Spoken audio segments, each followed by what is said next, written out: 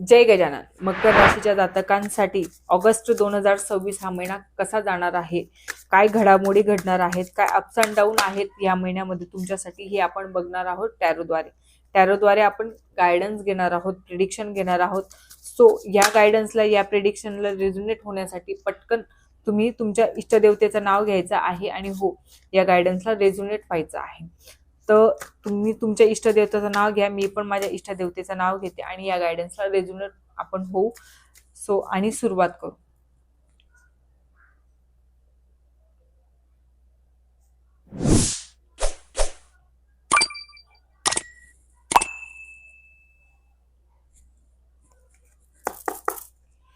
मकर राशीच्या जातकांसाठी हा महिना कसा जाईल आता हे आपण बघून घेऊ. सगळ्यात अगोदर आपण जॉबवाल्यांसाठी बघून घेऊ की जॉबवाल्यांसाठी हा महिना कसा जाणार आहे, काय घडामोडी या महिन्यामध्ये घडणार आहेत. तुमच्या थॉट्समुळे, तुमच्या विचारांमुळे जे आहे, तुम्ही जे माइंड डिस्टर्ब झालेले आहात, त्याच्यामुळे जे म्हणजे वर्कच्या ठिकाणी, तुमच्या जॉबच्या ठिकाणी जे तुम्हाला प्रॉब्लेम्स येत आहेत, तर येत तर होतेच, पण त्या विचारातनं तुम्ही बाहेर निघू शकत नव्हते. आता ती वेळ गेलेली आहे की तुम्ही स्वतःहून याच्या बाहेर निघू शकत नाही. तुम्हाला कोणाची तरी मदतीची आता गरज पडणार आहे. तुम्हाला कोणाची तरी मदतीची आता आवश्यकता भासते आहे आणि तुम्हाला मदत घ्यावीच लागेल. कलिग्स असेल, बॉस असेल, कोणाला तरी काही तुमचे वरिष्ठ असतील किंवा तुमच्या क्षेत्राशी रिलेटेड कोणी पर्सन असेल, तर त्याची तुम्हाला मदत घ्यावीच लागेल. असं नाहीये की तुम्ही या सिच्युएशन मधून कधीच निघू शकणार नाही, निघू शकेल. हा वेळ विशेष म्हणजे तुमचे थॉट्स प्रोसेस चुकीची आहे. आता ते इतकं चुकीचं होऊन गेलेलं आहे, इतकं वाढून गेलेलं आहे ना, की आता तुम्ही याच्यातनं स्वतः बाहेर नाही निघू शकत. ती वेळ चालली गेली आता. जे तुम्ही स्वतः निघू शकत होते ना, ती वेळ कधीच निघून गेलेली आहे. आता तुमचे हातपाय बांधले गेलेले आहेत या सिच्युएशनसाठी. आता तुम्हाला कोणाची तरी मदतीची गरज आहे, कोणाची तरी हेल्पची गरज आहे. तुम्हाला असं वाटत असेल की तुमच्या विचारांचं, तुमच्या प्रॉब्लेम्सचं कुंपण तुम्ही तुमच्या आजूबाजूला घालून घेतलंय आणि याच्यातून तुम्ही निघू शकत नाही असंही तुम्हाला वाटतंय, किंवा तुम्ही पूर्णतः त्याच्यात फसलेले आहात असंही तुम्हाला वाटत असेल, तर ऍक्च्युअल मध्ये फसलेले आहात. तर आता तुम्हाला कोणाची तरी मदतीची खूप गरज आहे. तुम्हाला मदत घ्यावीच लागेल, ही पण गोष्ट डेफिनेटली करेक्ट आहे, खोटी नाहीये. सो आता आपण बिझनेसवाल्यांसाठी जर बघायचं म्हटलं तर बिझनेससाठी हा महिना चांगला आहे, पॉझिटिव्ह आहे. बिझनेसवाल्यांसाठी सगळंच काही छान आहे, पण ॲरोगेंटली काही गोष्टी तुम्हाला बोलायच्या नाहीयेत, ॲरोगेंटली बिहेव करायचं नाहीये. बिझनेसच्या ठिकाणी जे तुमचे वर्कर्स वगैरे असतील, कोणी क्लायंट असतील किंवा कोणी बायर असेल, डीलर असेल, याच्यासोबत पण तुम्ही खूप पोलाइटली बिहेव करायचं आहे. सगळंच काही छान होईल, सगळंच काही पॉझिटिव्ह होईल. पण जर तुम्ही ॲरोगेंटली बिहेव केला, तर तुमचा इगोही तुमच्या डोक्यावर चढला, तर सगळंच काही चुकीचं होईल. आता आपण परिवाराविषयी विचार करायचा म्हटलं तर परिवारामध्ये काहीतरी सेलिब्रेशनचा महिना आहे, काहीतरी गोष्टी छान होण्याचा महिना आहे. ज्या आतापर्यंत तुम्ही एखादी गोष्ट तुम्ही आतापर्यंत करत होत्या, जी इच्छा तुमची होती ती सक्सेस होताना दिसत आहे, ती पॉझिटिव्हली सक्सेस होताना दिसत आहे. म्हणजे एक म्हणजे फक्त सक्सेस होणं आणि पॉझिटिव्हली सक्सेस होणं. आता तुम्ही म्हणाल पॉझिटिव्हली सक्सेस कसं? कधी कधी असं असतं की एखाद्या गोष्टीला आनंदित फक्त आपण स्वतः होतो, पण आता तुमचे फ्रेंड्स, कलिग्स, तुमचे फॅमिली सगळे याच्यामध्ये इन्व्हॉल्व्ह होणार आहे. सगळेजण तुमच्यासोबत हॅपीली एन्जॉय करणार आहेत आणि जे हे यश मिळवलेलं आहे, जे हे सेलिब्रेशन आहे, हे स्टेबल असणार आहे. ज्याही गोष्टीवर तुम्ही सेलिब्रेट करत होतात, जेही आनंद तुमच्या परिवारामध्ये आलेला आहे, हा स्टेबल राहणार आहे, कायमस्वरूपीसाठी असणार आहे. ही पण गोष्ट लक्षात ठेवायची आहे. मकर राशीच्या जातकांनी तुमच्या आयुष्यात खूप छान गोष्टी येत आहेत, स्टेबल राहत आहेत. त्याच्यामुळे इगो येऊ देऊ नका, फक्त ही गोष्ट तेवढीच खरी.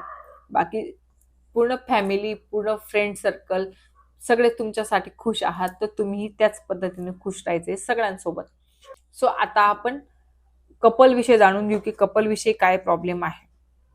सो जो तुमचं रिलेशन होतं, मॅरिड असेल, त्याच्यामध्ये जे तुम्ही एक टावर उभा केलेला होता, जे तुम्ही काही गोष्टी करून ठेवलेल्या होत्या, त्या आता उद्ध्वस्त होण्याची वेळ आलेली आहे, संपण्याची वेळ आलेली आहे. पूर्णपणे ऑब्स्टिकल्स तुमच्या आयुष्यात येऊन गेलेले आहेत. आणि बघा, कुठलीही गोष्ट जर असेल तर ती एकदम नाही येत, ही तर एकदम आलेली आहे, सडनली चेंजेस होत आहेत तुमच्या आयुष्यात, सडनली काही गोष्टी तुम्हाला माहिती पडतात. कधी कधी असंही असू शकतं, एक्स्ट्रा मॅरिटल अफेअर सडनली माहिती पडलंय तुम्हाला, त्याच्यामुळे रिलेशन खराब झालं असेल, किंवा तुमच्या रिलेशनशिपमध्ये कोणतरी सडनली एंट्री करतंय, किंवा काहीतरी प्रॉब्लेम होत आहेत, मतभेद होत आहेत, एक छोटीशी गोष्टमुळे पण खूप मोठा भीषण रौद्र रूप घेतलं असेल, असंही होत असेल. जर अनमॅरिड असाल तर तुमच्याही रिलेशनशिपमध्ये खूप म्हणजे म्हणतात ना, तुफान आलेलं आहे, खूप चेंजेस झालेले आहेत. अचानक जे खूप छान होतं, सक्सेस झालं, एकंदरीत आपण म्हणतो की माझ्या रिलेशनला कुणाची तरी नजर लागली, तर तशातलं काही गोष्ट झालेली आहे, तशातलं काही प्रॉब्लेम्स क्रिएट झालेले आहेत, आणि हे पूर्णतः एंड होत आहे. याच्यामध्ये म्हणजे कुठल्याच प्रकारचं रिवाइंड होण्याची शक्यता नाहीये. म्हणजे हे परत काही हा वेळ गेला, ह्या वेळ गेल्यानंतर खूप काही चांगलं होईल असं काही नाही. हे खराब झालंय ते झालंच आहे, आणि हे कायमच खराब होणार आहे, कायमस्वरूपीसाठी खराब आहे, चांगलं होणार नाही. ही पण गोष्ट तेवढीच खरी. तुम्हाला असं वाटत असेल की मी हार्शली बोलते, हार्शली सांगते, बट इट्स अ रिअल, हे खरंच आहे, हे सत्य आपण टाळू शकत नाही. आता आपण हेल्थच्या बाबतीमध्ये विचार करून घेऊ की हेल्थ कशी असेल.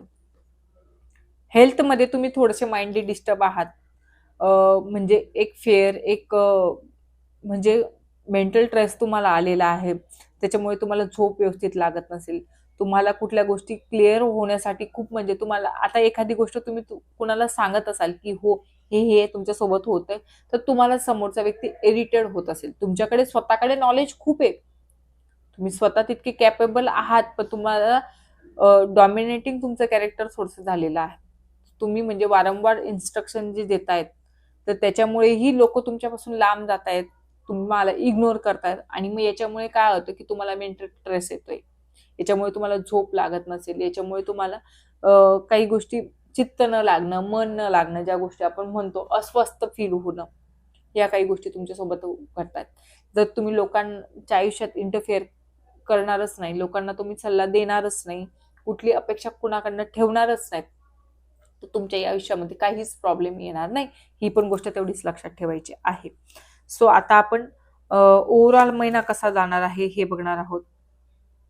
ओव्हरऑल महिना तर तुमचा थोडासा अप अँड डाऊनचाच आहे.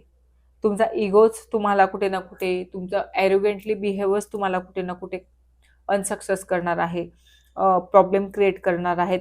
पैसा आहे, पैसा खूप आहे तुमच्या आयुष्यामध्ये, पैसा नाही आहे असं नाहीये, पण पैशाचा योग्य उपयोगही तुम्हाला करता येत नाहीये.